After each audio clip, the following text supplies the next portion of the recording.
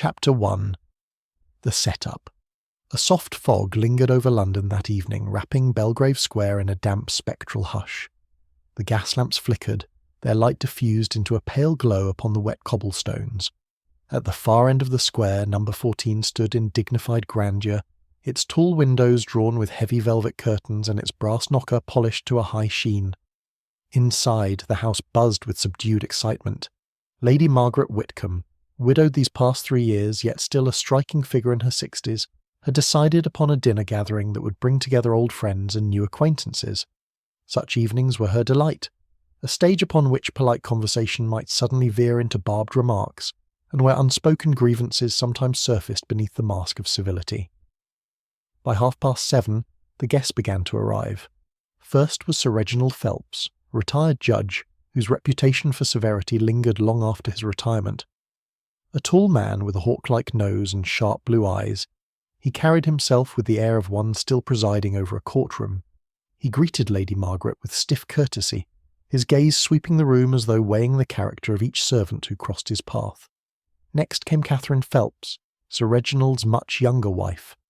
Barely 30 and of striking beauty, Catherine entered in a gown of emerald silk, her every movement tinged with languid grace. Her eyes, however, flickered nervously about the drawing-room, as though conscious of scrutiny. Following them was Dr. Julian Haworth, Lady Margaret's physician and long-standing family friend. Kindly yet reserved, with spectacles perpetually perched upon his nose, he exuded the air of a man who carried many secrets, but divulged few. Then appeared Colonel Arthur Redmayne, a retired military officer who spoke loudly, laughed heartily, and kept a perpetual glass in his hand. His ruddy complexion bore testament to years of drink, though he remained formidable, his booming voice cutting through conversation. Behind him, Miss Violet Harper was ushered in, Lady Margaret's companion and secretary, a woman of 40 with a plain face and an intelligent, penetrating gaze. She was indispensable to Lady Margaret, her presence discreet but commanding, her sharp tongue seldom wasted. The final guest to arrive before dinner was Mr. Leonard Blackwell, a solicitor of impeccable standing. Dark-haired and smooth-spoken, he was respected in society, yet his reputation for discretion was tinged with rumours of less savoury dealings, whispered only behind closed doors. Dinner was served in the grand dining hall, 10 courses prepared with meticulous attention by Lady Margaret's French cook, Madame Leroux. Conversation flowed, punctuated by the clink of crystal glasses and the soft strains of a string quartet drifting from the gallery. Yet beneath the polished surface, unease stirred. Colonel Redmayne teased Catherine Phelps in a manner too familiar, his laughter booming as Sir Reginald's jaw tightened. Dr. Haworth observed quietly, his eyes betraying a flicker of concern as Lady Margaret's hand trembled when she reached for her wine-glass. Miss Harper caught every glance, every hesitation, storing them away like ammunition. And Mr. Blackwell, smiling with charm, asked curiously pointed questions about inheritances, family trusts, and the future of the Whitcomb estate. After dinner, the guests moved to the drawing-room. The fog outside had thickened, pressing against the windows like a living thing. Lady Margaret settled into her high-backed chair, surveying her assembled company with satisfaction, though it was clear to the perceptive eye that she was not entirely at ease. It was then that she made her announcement. "My friends," she began, her voice steady though her fingers clutched the armrest, "I have decided to alter the provisions of my will." A silence fell, broken only by the crackle of the fire. Sir Reginald raised an eyebrow. "Indeed, Lady Margaret? Such matters are seldom the subject of dinner conversation." "And yet," Lady Margaret replied, her eyes sharp, "I find honesty preferable to secrecy. My wealth shall no longer be divided equally among distant relations. Instead, I intend to make bequests to those who have shown me loyalty, companionship, and friendship." Her gaze lingered on Miss Harper, then upon Dr. Haworth. Catherine Phelps coloured faintly, while Mr. Blackwell's smile tightened. Colonel Redmayne chuckled uneasily. "A dangerous declaration, my lady. Money makes strange enemies." Lady Margaret's lips curved into a faint smile. "Then let us hope loyalty outweighs avarice." The evening continued, but the atmosphere had shifted. Words were spoken with greater caution, glances exchanged with subtle calculation. By the time the guests departed one by one into the fog-laden night, unease lingered like a shadow in the halls of number 14. Only Miss Harper remained with Lady Margaret in the drawing-room, tidying papers and extinguishing lamps. "You were bold tonight, my lady," she said quietly. "Boldness is required when vultures circle," Lady Margaret murmured. "I have lived long enough to know when danger lurks behind a smile." Outside, the fog swallowed the square hole silent and impenetrable. Within, the stage was set.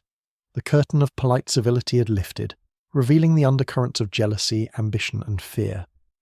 None yet knew that before another dawn broke, Belgrave Square would be stained with blood. Chapter 2. The Crime.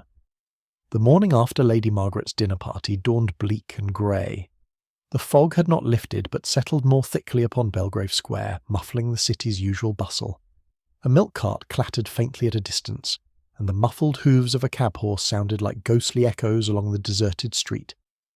Inside number 14 the household stirred into its routine. Madam Leroux quarrelled with the scullery maid over a broken jug. The butler attended to the silver in silence, and Miss Harper, punctual as always, came down with her notebook clasped firmly in hand. Yet an air of unease clung to the rooms, as though the announcement of the previous evening had left a residue no fire could warm away. At precisely 9:30, Miss Harper knocked upon Lady Margaret's bedroom door, as was her habit. Receiving no reply, she assumed her mistress still slept and descended again to attend to correspondence. By 10, unease pricked at her.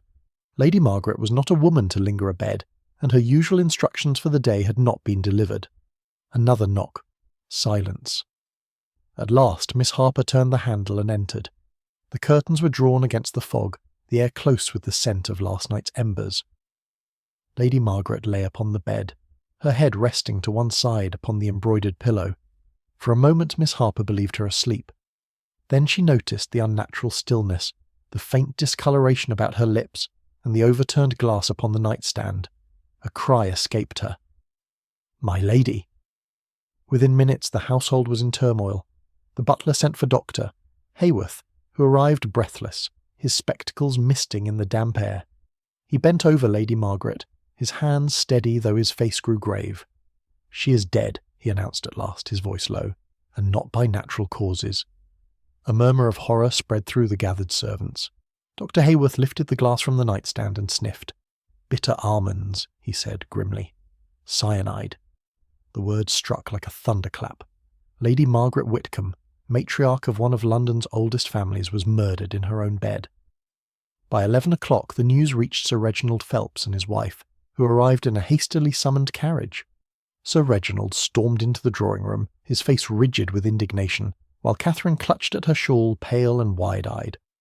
Colonel Redmayne arrived soon after, looking more rumpled than usual, and Leonard Blackwell not long after him, composed yet watchful. Each insisted upon seeing Lady Margaret, and each recoiled upon hearing the word poison. The police were summoned.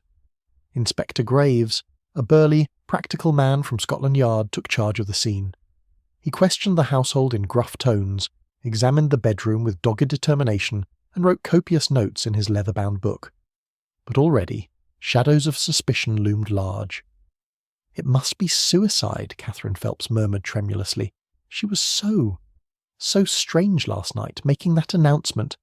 "Suicide?" scoffed Colonel Redmayne. "Pardon me, madam, but Lady Margaret was not the sort to end her own life.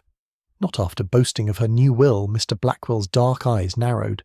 "And that is precisely the point, is it not? A will altered, fortunes at stake. Forgive me, but there will be those who profit greatly from her death." Sir Reginald bristled. "You imply foul play within this very company?" "I imply nothing," Blackwell replied smoothly, "but one cannot ignore the obvious." Miss Harper, her face pale but composed, spoke with quiet force. "Her ladyship feared danger." "She told me so herself," Inspector Graves frowned, scratching his chin. "Then we must consider every person under this roof. Poison requires opportunity. Someone entered her room, or tampered with her glass before she retired." The search began in earnest. The servants were questioned, the pantry inspected, the bottles in the cellar examined. Nothing was overlooked. Yet every discovery deepened the mystery. The bottle of port from which Lady Margaret had drunk the night before showed no trace of poison. The water-carafe beside her bed was untouched. The servants swore no stranger had entered the house. The doors and windows had been locked. By afternoon the house was closed off, its inhabitants unwilling prisoners under the shadow of suspicion. Sir Reginald paced furiously. Catherine wept softly in a corner. Colonel Redmayne raged at the indignity, and Blackwell observed them all with that inscrutable smile. It was then that a curious coincidence occurred. A small, precise gentleman arrived at Belgrave Square, stepping lightly from a cab and adjusting his immaculate moustaches with care. His black bowler hat was at the perfect angle. His patent leather shoes gleamed despite the damp, and his grey eyes missed nothing. "Monsieur Hercule Poirot?" the butler stammered in surprise. Poirot inclined his head. "It is I. I was in London on business, and I received a most distressing message from Dr. Haworth. He's an old acquaintance of mine. He asks, how do you say, that I bring my little grey cells to this unhappy matter." Inspector Graves looked up from his notes with a scowl. "And what business has a private gentleman in a police inquiry?" Poirot's lips curved faintly. "The business of truth, Inspector. You will not object, I hope, if I observe." And with that Hercule Poirot stepped into the shadowed halls of No. 14 Belgrave Square, where every face concealed a secret and where, within the fog, a murderer walked free. Chapter 3. The Arrival. Poirot stood in the great hall of No. 14, his small frame immaculate against the dark wood panelling and the gleam of marble tiles. He removed his gloves with precise care, folding them neatly before slipping them into his breast pocket. His eyes, sharp, attentive and disconcertingly direct, moved from face to face, pausing ever so slightly upon each guest as though measuring not their features, but the emotions concealed behind them. "Dr. Haworth," Poirot said warmly, stepping forward to clasp the physician's hand. "It grieves me to come under such circumstances. But when I read your note, mon ami, I knew at once that I must attend. There is here, I think, more than meets the eye." "Indeed there is, Doctor," Haworth murmured gravely. "Lady Margaret did not die naturally. She was poisoned." Poirot's brows rose. "Poison. Toujours poison. It is the weapon of the subtle, the calculating. Not the soldier who prefers the pistol nor the brute who uses the knife. Non, non. Poison is the choice of one who wishes to remain unseen." He turned to Inspector Graves, who regarded him with cautious irritation. "Permit me, Monsieur l'Inspecteur, to observe only.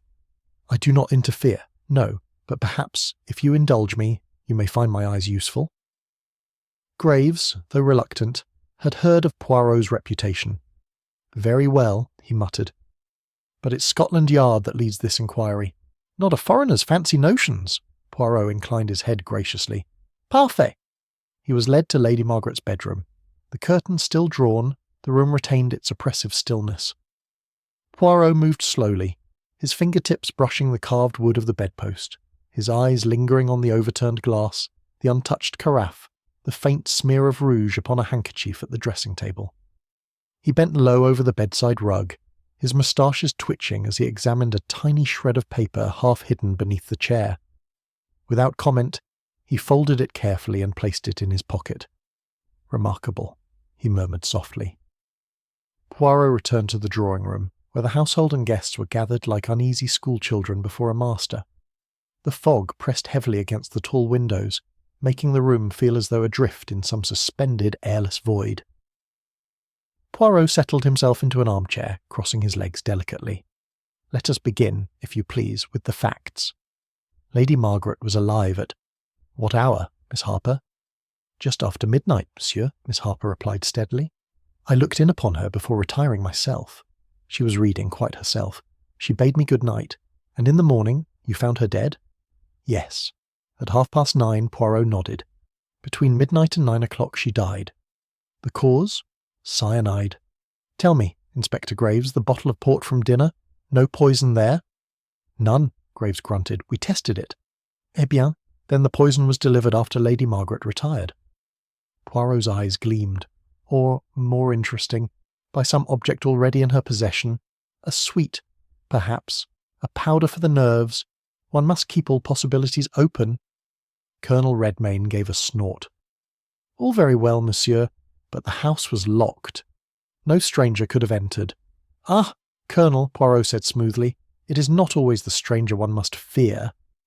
It is more often those within the circle, the intimate, the trusted.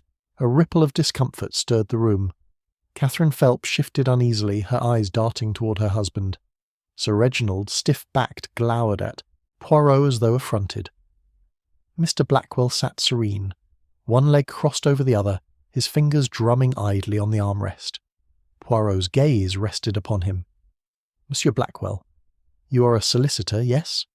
No doubt you had discussed with Lady Margaret her new will? Blackwell's dark eyes flickered, though his voice remained smooth. She mentioned it, yes. But no document was signed, Poirot inclined his head. Not yet, perhaps. But soon. And such alterations they create, what shall we say, new hopes, new disappointments. The heart of man, it is not always content when deprived of fortune. Catherine Phelps gave a soft exclamation. Surely you do not accuse us, monsieur. Lady Margaret was our friend. Poirot lifted a delicate hand. I accuse no one, madame. I observe only. Already I see that each among you has the motive that is possible. The colonel, perhaps a debt. The judge, his pride affronted. The young wife, her ambitions. The companion, her devotion but also resentment. The doctor, he knows the medicines, yes. And the solicitor, he sees the papers before any other.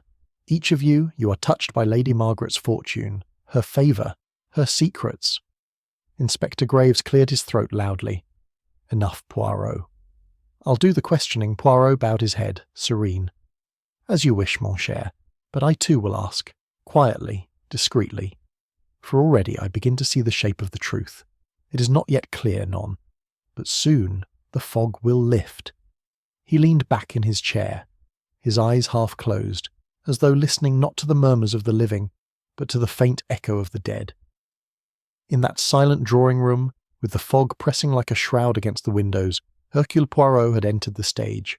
The investigation had begun. Chapter 4. The Questions. Begin. Poirot's morning was spent in quiet but purposeful inquiry. He did not storm about the house like Inspector Graves, nor did he bark questions. Instead, he lingered, he observed, he listened. His method, precise, courteous, almost delicate, unsettled his subjects more than the inspector's blunt demands. He began with Miss Violet Harper, whom he invited to sit with him in Lady Margaret's small library. Mademoiselle, Poirot said gently, you were devoted to Lady Margaret, n'est-ce pas? Miss Harper folded her hands, her expression controlled, though her eyes betrayed fatigue. I was in her service for 8 years, monsieur. I did everything for her. She relied on me. And last night, when she declared her intention to alter her will, you were surprised? Her lips pressed thin. I did not expect her to speak of it in company. But yes, she had mentioned the matter to me privately. Poirot inclined his head. And you yourself were to benefit? A flicker passed across her face. She wished to reward loyalty, she said. But such things I never asked for. I desired only her well-being, bien sûr, and yet it is often those who serve faithfully who harbour, how shall I say, bitterness. To give much but to receive little, it can wound the heart. Miss Harper's chin lifted. I am not a woman easily wounded, monsieur. Poirot smiled faintly, letting the silence press upon her before turning the conversation. Tell me, when you left her ladyship last night, was there anything unusual? Any visitor? Any message? No, only her book. She was reading Milton's Paradise Lost. She dismissed me at midnight. That was the last I saw of her. Poirot nodded, his eyes narrowing slightly. Merci, mademoiselle. That is of interest. His next conversation was with Sir Reginald Phelps. The retired judge stood stiff and imposing by the fireplace of the drawing-room, his hands clasped behind his back. Monsieur le juge, Poirot began smoothly, it must be strange for you to find yourself examined rather than examining. Sir Reginald gave a cold smile. You may ask what you like, Monsieur Poirot. I have nothing to conceal. Eh bien, then tell me, Lady Margaret's announcement, it displeased you? Sir Reginald's mouth tightened. I found it in poor taste. Such declarations belong to the solicitor's office, not the dinner table. Poirot tilted his head. And yet it concerned you, I think. Your wife, She is young, she might have hoped. "Do not speak of my wife," Sir Reginald snapped, his control faltering. "Whatever foolish notions others may imagine, Catherine has no greed in her." Poirot's brows rose ever so slightly. "It is curious, monsieur. Often it is not the greed of the young wife, but the pride of the older husband that resents the humiliation of dependence. Was it not so with you?" Sir Reginald's eyes flashed. "Enough. I will answer no insinuations." Poirot merely bowed. "As you wish." Later in the breakfast room, Poirot found Catherine Phelps gazing out into the fog, her shawl wrapped tightly about her shoulders. Her beauty seemed dimmed by exhaustion, her eyes red-rimmed. "Madame," Poirot said softly, "permit me to trouble you with questions." She turned, her voice low. "What is there to say, monsieur? Lady Margaret was kind to me. She welcomed me into her circle when others turned their noses up. I cannot think who would wish her harm." Poirot studied her intently. "Yet last night, when she spoke of her will, you grew pale. Why?" I was startled, that is all. It was not a subject I expected at the table." "Or was it?" Poirot asked gently. "Because you suspected your place would not be secure?" Her lips trembled. "Sir Reginald is not a wealthy man, Monsieur Poirot. If Lady Margaret meant to alter her will in favour of others, then, yes, I feared. But to fear is not to kill." Poirot inclined his head. "Just so. But fear. It can push one to desperate acts." Her eyes flashed suddenly. "You think me capable of murder? You don't know what it is to live in a house where every penny must be counted while others feast. I am not ashamed of fearing for my future, but I did not poison Lady Margaret." Poirot regarded her quietly, then said only, "Merci, madame." His next subject was Colonel Redmayne, who received him in the smoking room with a glass already in hand. "Confound it, Poirot," the colonel boomed. "What a ghastly business. Never thought I'd dine in a house where the hostess ended up murdered. You knew Lady Margaret well?" "Well enough." "Fine woman, strong as oak. Never liked the way she doted on that secretary of hers, though. Women like Lady Margaret ought to keep their money in the family." Poirot's eyes sharpened. "Family? Or in your own pocket, perhaps?" The colonel bristled. "I beg your pardon?" "It is whispered, Colonel, that you have debts. Cards, horses, a little speculation that went poorly." Redmayne's ruddy face darkened. "Nonsense." Idle gossip. Poirot leaned forward. "Then you had no thought, when Lady Margaret spoke of her new will, that fortune might yet smile upon you?" The colonel hesitated a fraction too long. "I don't kill old friends for money, monsieur." Poirot inclined his head delicately. "We shall see." By late afternoon, Poirot had spoken with them all. The stern judge, the fragile wife, the ambitious solicitor, the watchful companion, the blustering colonel. Each, he noted, had a motive concealed beneath their polite denials. As the house grew dim in the fog-drenched dusk, Poirot sat alone in the drawing-room, his fingertips pressed together. "Every one of them lies," he murmured to himself, "but lies of different kinds. It is a puzzle, oui, a puzzle most delicate. The truth is here, hidden in the contradictions, and Hercule Poirot will find it." Chapter 5. The Red Herrings. The following morning brought with it not clarity but a deepening of confusion. Inspector Graves had spent the night interrogating the servants, turning out cupboards, and scrutinising ledgers with the heavy determination of a man who trusted more in persistence than in delicacy. By breakfast he announced his conclusion in a voice as heavy as his boots. "It is clear," he declared, "that Miss Harper stands at the centre of this affair. The lady's companion, in her confidence, privy to her secrets, and likely the one to benefit most from a change in the will. Motive, means, and opportunity. Classic, if you ask me." Miss Harper stiffened, her plain features set with cold dignity. "Inspector, you malign me without cause. I had no need to poison Lady Margaret. Her ladyship's kindness to me was sufficient reward." "Kindness doesn't pay bills," Graves muttered darkly.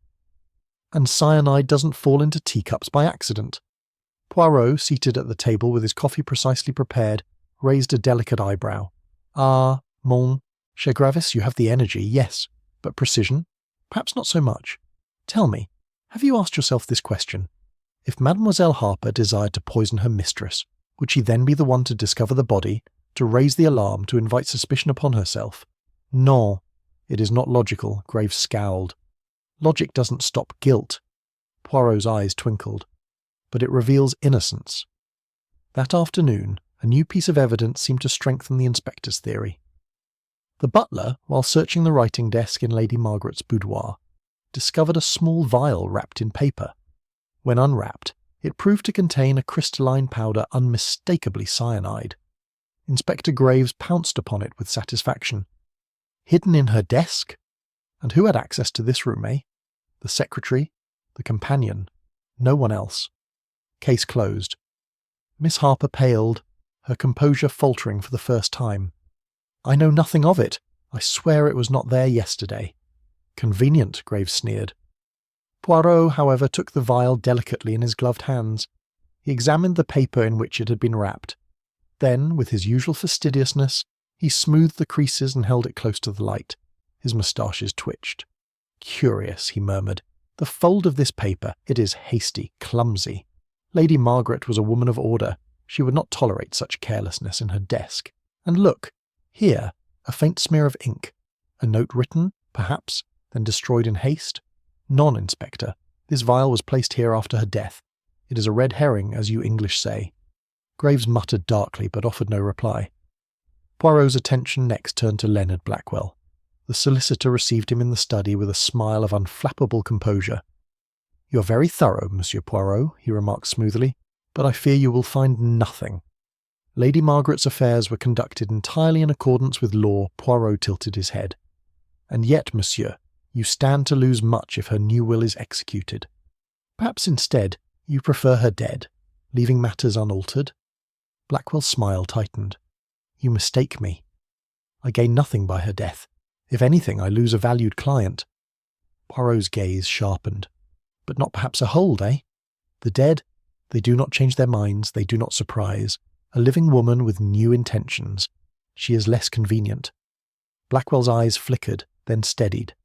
"I see, Monsieur Poirot, that you excel in suspicion. But suspicion is not proof." Poirot smiled serenely. "C'est vrai, but proof, it begins with suspicion." Later, Poirot sought out Colonel Redmayne. The old soldier was pacing furiously in the smoking room, his glass refilled too many times. "Damn it, Poirot," he burst out, "I've had just about enough of this." Graves looks at me like a cut-purse. You peer at me like I'm a specimen under glass. Blast it. "I've done nothing." Poirot regarded him mildly. "Colonel, it is said you have debts." Redmayne flushed crimson. "Lies." "Exaggerations. A gentleman's losses at cards, nothing more." Poirot's voice was very soft. "And Lady Margaret, she was known for her generosity. Would you not have hoped she might settle those debts? Unless, of course, she threatened to do otherwise." Redmayne's glass trembled. "If you're suggesting I poisoned her, you're wrong. I haven't the stomach for such trickery. A soldier fights face to face." Poirot inclined his head. "Perhaps, Colonel. But desperation makes cowards of us all." The Colonel swore, his ruddy face dark, and stormed away. As dusk fell, Poirot returned to the drawing-room where Dr. Haworth sat with folded arms.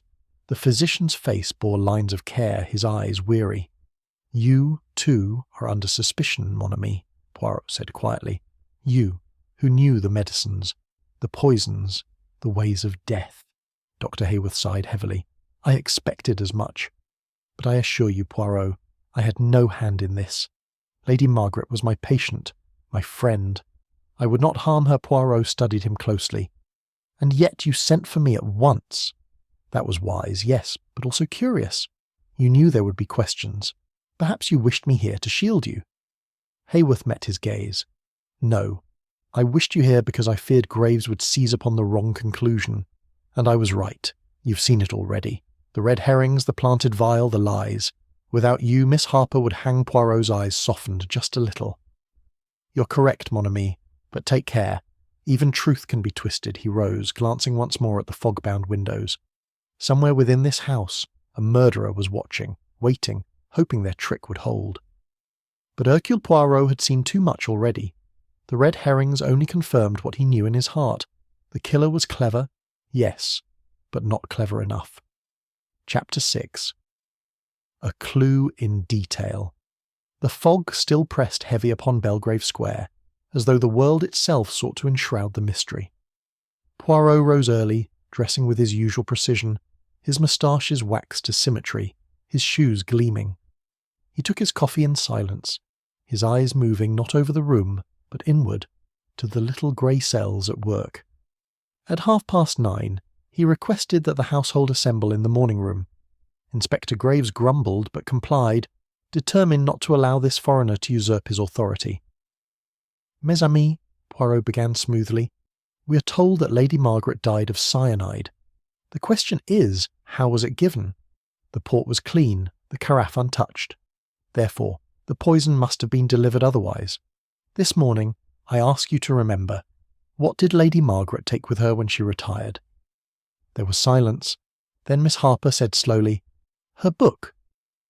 She was reading Milton, "Oui, Paradise Lost." And her reading glasses, perhaps. Poirot's eyes gleamed. Dr. Haworth frowned. She kept a little silver box of pastilles for her throat.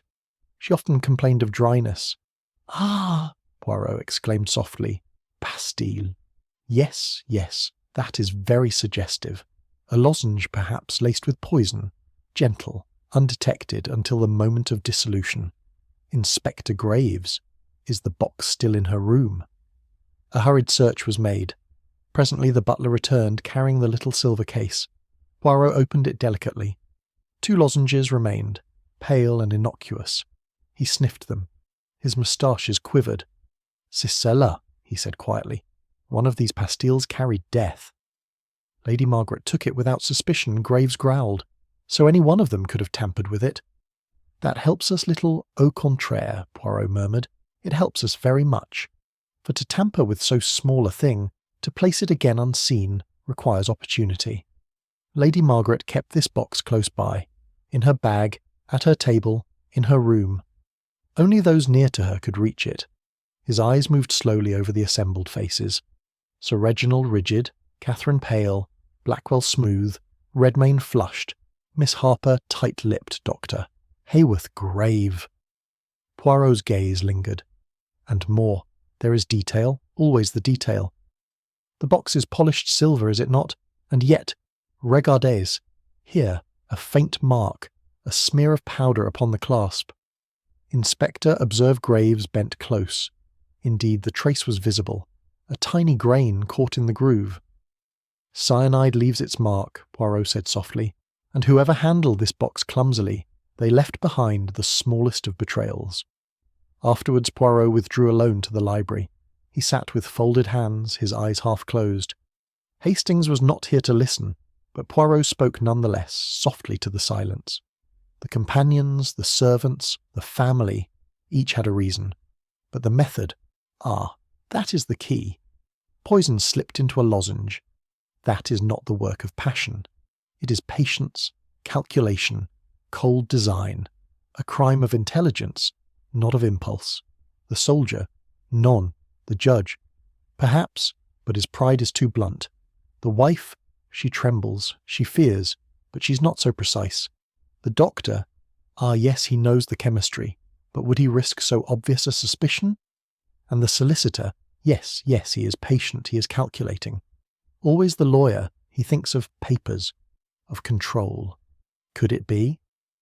He drew from his pocket the tiny shred of paper he had found beneath the chair on that first morning. Smoothing it carefully, he examined once more the faint trace of ink upon it. A single word, incomplete, yet legible. Loz dash. "Lozenge," Poirot murmured. "So she suspected? Or she made note of it?" His eyes shone. "It is enough. One thread, and Hercule Poirot will unravel the whole tapestry." That evening, Poirot walked softly through the corridors of number 14. The house was quiet, the air heavy with dread. He paused outside Lady Margaret's room, gazing at the shadowed chamber. Then he turned, his mind already working toward the inevitable. "Tomorrow," he whispered, "the masks will begin to fall." Chapter 7. More Lies. Surface. The following day dawned no clearer. The fog remained thick upon Belgrave Square, like a pall thrown over the world. Within number 14 the atmosphere had grown taut, the house divided into wary corners, each face guarded, each word measured. Poirot, however, moved with the same calm exactness as ever, his little eyes bright, his step deliberate. He began with Catherine Phelps. She had secluded herself in the morning room, gazing endlessly into the grey haze beyond the window. Poirot approached with his habitual courtesy. "Madame," he said softly, "you are triste, sad, yes. You fear much, but perhaps you fear not only the crime, but what it reveals." Catherine turned quickly, her colour high. "I fear nothing, Monsieur Poirot. Only that justice will not be done." Poirot inclined his head. "And yet, last night you told me that poverty is a great terror, that Lady Margaret's new will might have left you and Sir Reginald in a position, how do you say, inconvenient." Her hands tightened on the shawl about her shoulders. "That was fear, not guilt." "You twist my words." Poirot's gaze rested on her steadily. "Then let's speak of the fear again. Your husband, he's a man of pride, yes. He would not tolerate to be diminished, to be left dependent. Did you speak with him, perhaps? Did you quarrel?" For a moment Catherine's eyes flickered with panic. Then she pressed her lips together. "I cannot answer that, monsieur." "Ah," said Poirot quietly, "already we have une omission. But I do not press, not now." Later that morning, Poirot turned his attention to Colonel Redmayne. The old soldier was in the study, thumping impatiently at the poker by the fire. "Colonel," Poirot said mildly, "you're impatient with all this, yes? You would prefer the direct approach, the battle in the open." "By Jove, I would," Redmayne growled. "This skulking about with poisons, damnable business. Not fit for a man." "Precisely," Poirot said. "And yet you had reason. The debts, the rumours, the fear of exposure. A soldier fights, yes, but sometimes he cheats at cards." The colonel flushed deeply. "What of it, sir? I've had a run of ill luck, that's all. Lady Margaret was good enough to lend me a hand now and again. She would have again. Had she lived?" Poirot's eyes sharpened. "Unless she intended otherwise. Unless she threatened to cut you off." "Eh, Colonel?" Redmayne's hand shook on the poker. She may have said something of the kind. But words spoken in anger are not deeds. She would not have abandoned an old friend, non," Poirot murmured, "but perhaps you feared she might. And fear, it drives men to rashness." Redmayne turned abruptly, his jaw set. "I may be a fool, Poirot, but I'm no poisoner." "That's woman's work." Poirot studied him for a moment, then nodded. "Perhaps you are right." It was in the afternoon that the most startling revelation came. Poirot sought out Leonard Blackwell, the solicitor, who received him with his usual composure, seated at the desk with papers neatly arrayed before him. "Monsieur Blackwell," Poirot began, "you tell me that no new will was signed. Yet you had prepared the draft, no?" Blackwell's eyes narrowed. "Yes, a draft."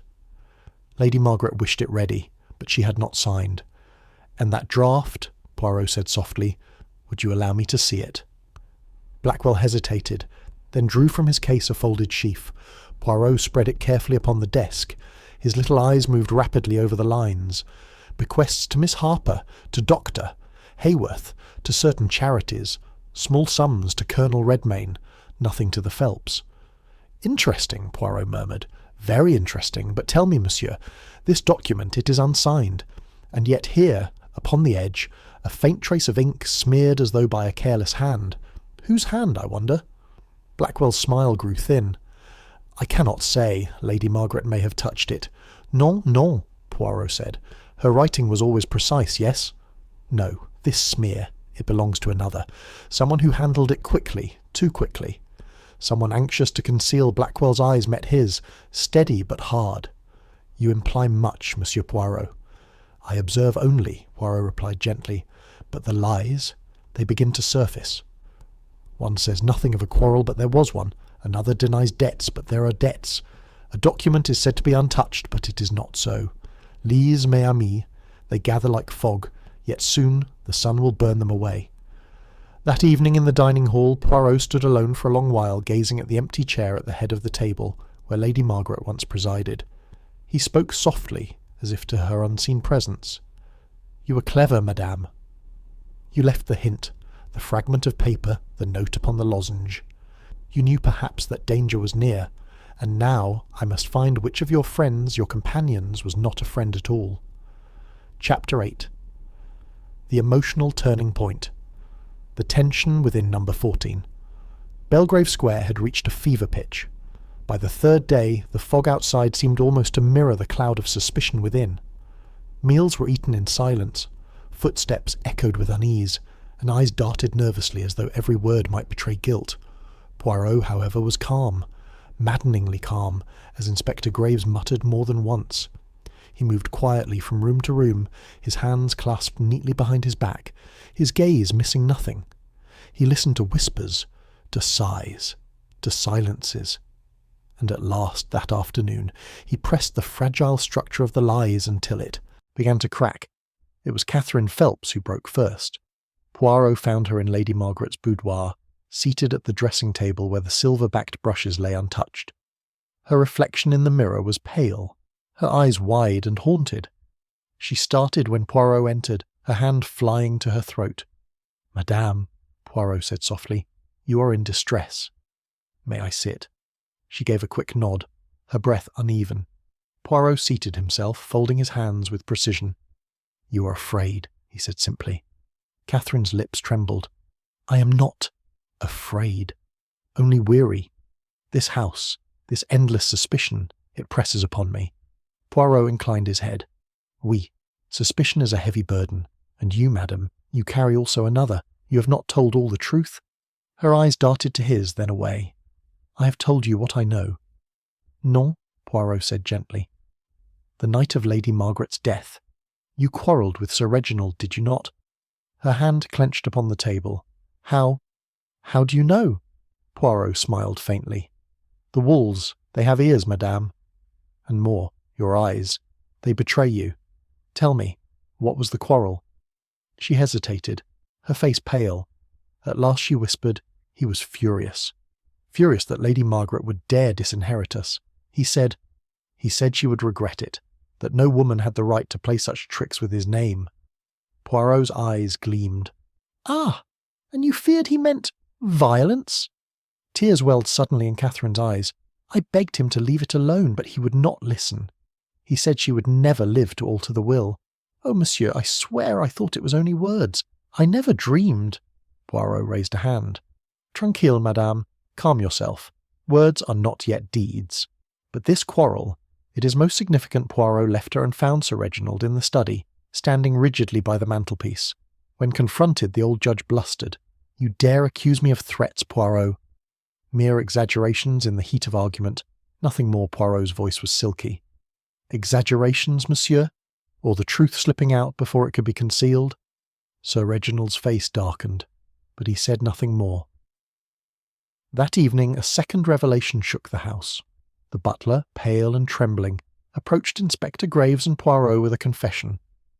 "It is my duty, sirs," he stammered. "I ought to have spoken sooner."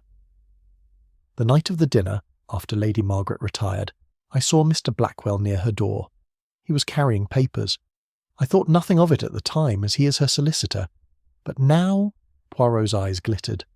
"Ah, Monsieur Blackwell, the calm, the careful. You were not so discreet after all confronted." Blackwell smiled thinly. "Yes, I went to her room. She wished to discuss the draft, but she was already asleep, and I did not disturb her. That is all."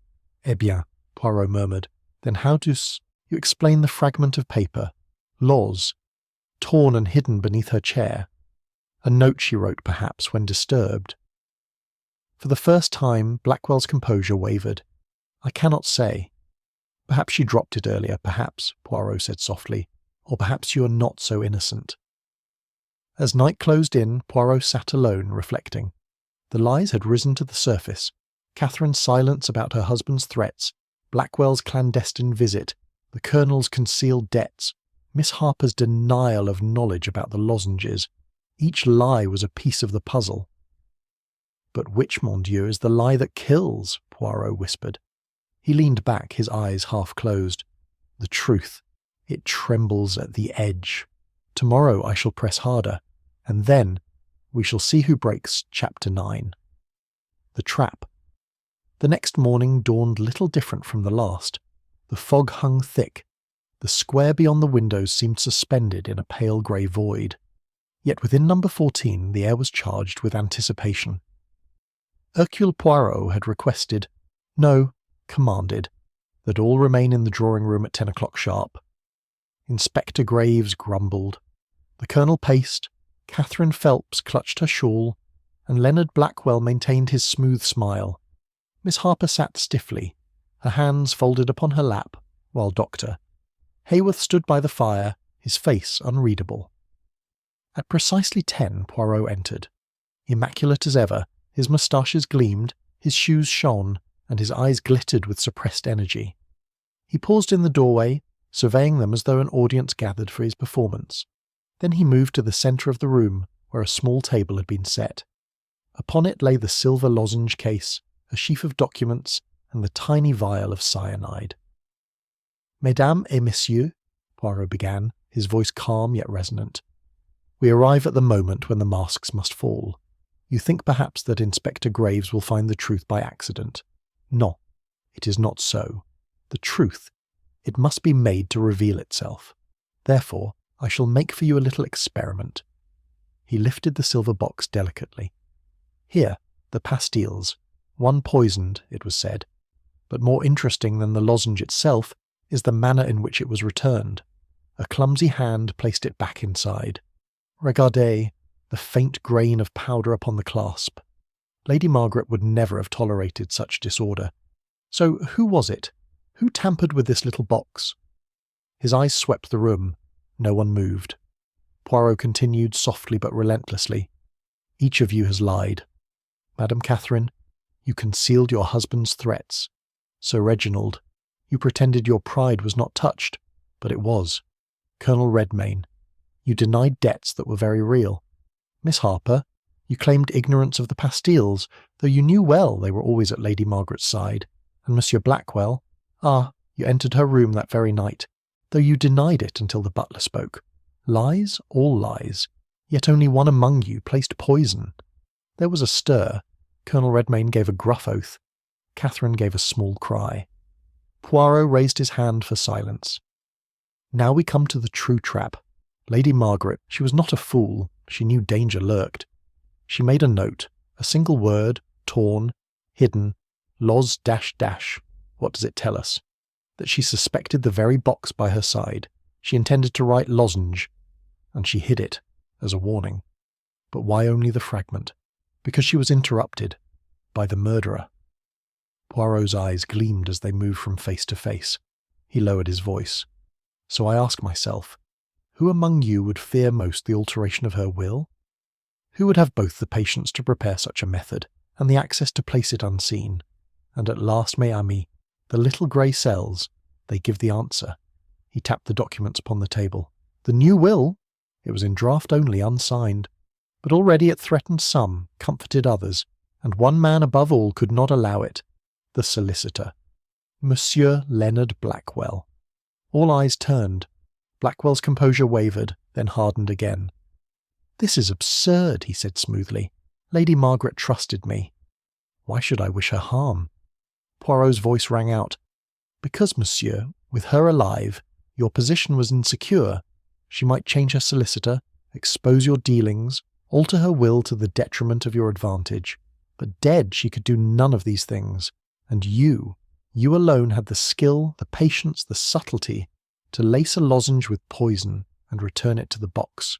You entered her room with papers, yes, but you left more than papers behind. You left death." Catherine gave a gasp. The Colonel swore aloud. Sir Reginald's face hardened. Miss Harper's eyes widened. Blackwell laughed, a short, sharp sound. "You weave fancies, Poirot. Where is your proof?"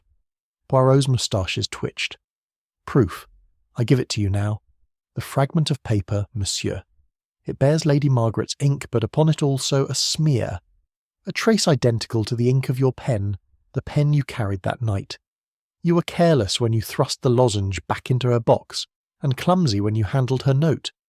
That, monsieur, is proof enough." For a moment silence hung heavy. Then Catherine whispered, "It is true." Poirot straightened, his eyes gleaming. "Yes, madame. The trap is closed, and Monsieur Blackwell, he will not escape it." The solicitor's mask of composure faltered at last. A bead of sweat traced his temple. He glanced wildly about him, as though seeking escape, but the fog pressed heavy outside and Inspector Graves had already stepped forward with a grim face. Hercule Poirot folded his hands delicately. Voila, the play nears its end. The murderer stands revealed. Chapter 10. The reveal. The silence in the drawing room was so complete that the faint crackle of the fire sounded like a thunderclap. All eyes fixed upon Leonard Blackwell, who remained very still, his smooth exterior beginning to crumble beneath the weight of Poirot's words. Poirot rose to his full, modest height, his hands clasped neatly before him. His voice, when he spoke, was calm, deliberate, each word falling like a pebble into still water. Let us, mes amis, reconstruct the crime. Lady Margaret announced her intention to alter her will. That night she retired with her book, her lozenges, her glass of water. Only a few hours later she was dead, poisoned by cyanide. Now, we have established that the port was clean, the water untouched. Therefore the poison was in something else. The silver case of pastilles, always at her side, always within reach. Yes, there lay the trap. He lifted the case delicately from the table. Into one lozenge the murderer placed cyanide. The rest he left untouched, so suspicion might never fall. Lady Margaret, trusting, took the pastille. Death came swiftly and silently in the night. Poirot's eyes moved slowly across the company. Who could do such a thing? Not the Colonel, whose bluster is ill-suited to precision. Not Madame Catherine, whose fears are too open, too trembling. Not Sir Reginald, who utters threats but acts always with the blunt hammer of pride. And not Miss Harper, who indeed had access, but lacked the subtle patience, nor even Doctor Haworth, though suspicion might rest upon his medical knowledge. Non, only one man combined the motive, the method, and the means. He turned sharply, his finger pointing. Leonard Blackwell. Catherine gave a gasp. Sir Reginald muttered an oath. The Colonel swore outright. Miss Harper's lips parted, her face rigid. Poirot continued inexorably. You, monsieur, were her solicitor. You knew every detail of her fortune, every clause of her will. You knew the draft, unsigned, would strip away your influence, perhaps reveal to the world some less honest practices. Alive, Lady Margaret threatened your position. Dead, she could do nothing, so you acted. You came to her room that night under the pretext of papers. You carried your pen, your vial. You tampered with her lozenges and clumsily left traces. The powder upon the clasp, the smear upon her note. Lady Margaret, clever, suspected something. She began to write lozenge, but you interrupted her. Perhaps you pretended to look for a signature. Perhaps you spoke lightly of the hour. She tore the note, thrust it aside, intending to warn later. But there was no later. Poirot's eyes shone. That scrap of paper, that was her last defence, and it betrayed you. Blackwell's face had drained of colour. His composure cracked at last. You have no witness, he said hoarsely. No one saw me. Poirot spread his hands. But you forget, monsieur. Crime leaves always its signature. Not upon the documents you draft so carefully, but upon the little details you overlook. The fold of paper, the smear of ink, the powder upon a silver clasp. Those are your witnesses. They cry out against you. Inspector Graves stepped forward, grim and resolute. That's enough, Blackwell. You'll answer for this at the yard. Blackwell's shoulders sagged, the fight leaving him. He gave a bitter laugh. Yes, I did it. She would have ruined me. I spent years building my position, my reputation. And for what? To be discarded like an old servant.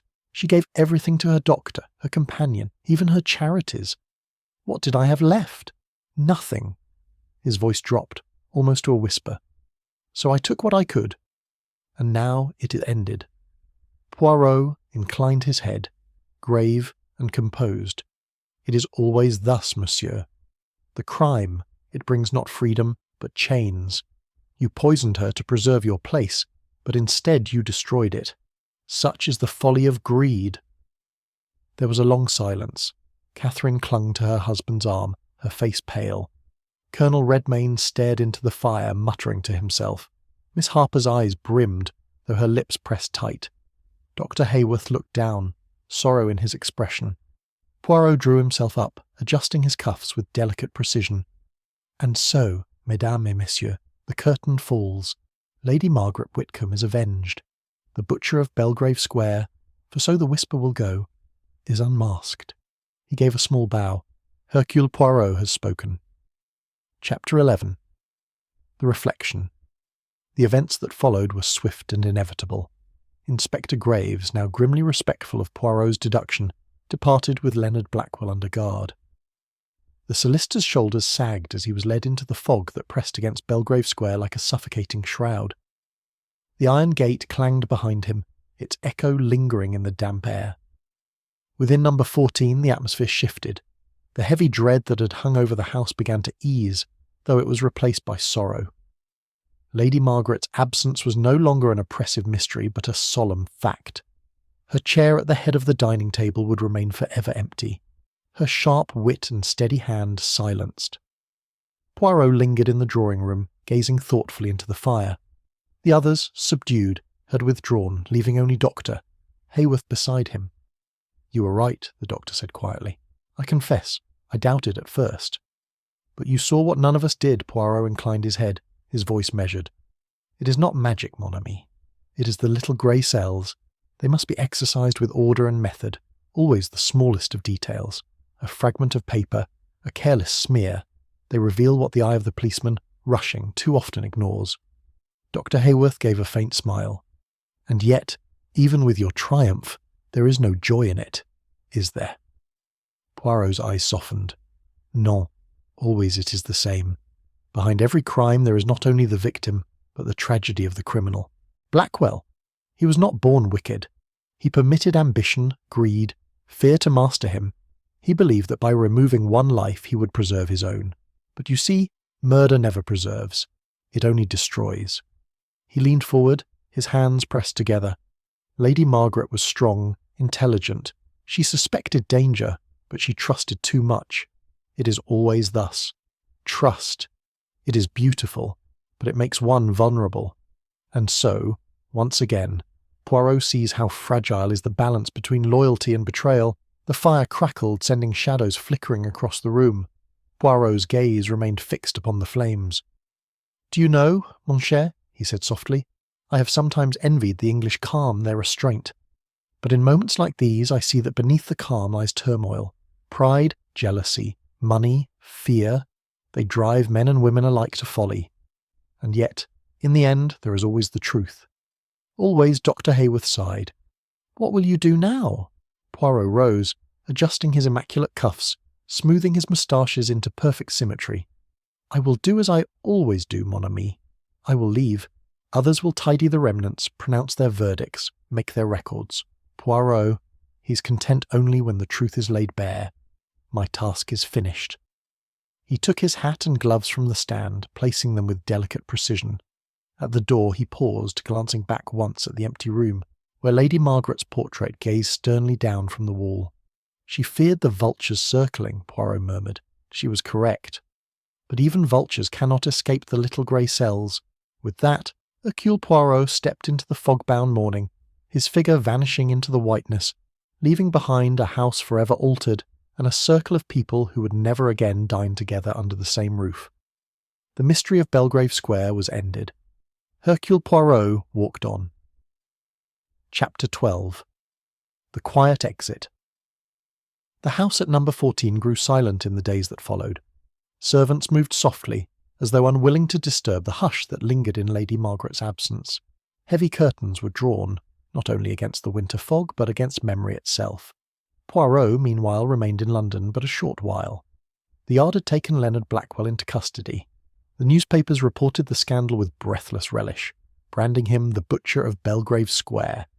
His name, once respected in legal circles, was now a byword for treachery. On the morning of his departure, Poirot stood once more in Belgrave Square. The fog had at last lifted, revealing pale winter sunshine glinting on the windows. He gazed up at the stately facade of number 14, his expression unreadable. Miss Harper came to bid him farewell. She looked older, wearier, her composure tempered by grief. "You have done justice, Monsieur Poirot," she said. "Lady Margaret would be at peace, I think."